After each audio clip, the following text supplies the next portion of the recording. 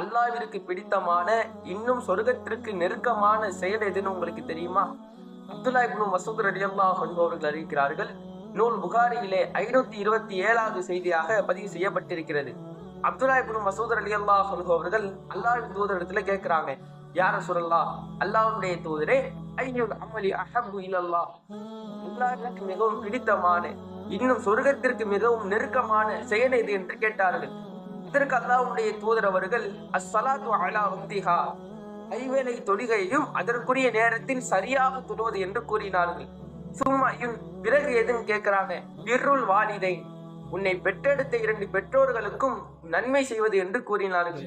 சும்மாயும் பிறகு எதுன்னு கேட்டாங்க, அல் ஜிஹாது ஃபீ சபீலில்லாஹ், அல்லாஹ்வுடைய பாதையில் போர் செய்வது என்று இந்த 3 காரியங்களை சொர்க்கத்திற்கு மிகவும் நெருக்கமான காரியங்கள் என்று கூறினார்கள். இதுல அல்லாஹ்வுடைய பாதையில் போர் செய்வதற்கு நமக்கு வாய்ப்பு கிடையாது. ஆனால் தொழுகையை அதனுடைய நேரத்தில் தொழுவதற்கும் நம்முடைய பெற்றோர்கள் இருவருக்கும் நன்மை செய்வதற்கும் அதிகமான வாய்ப்பு இருக்கு.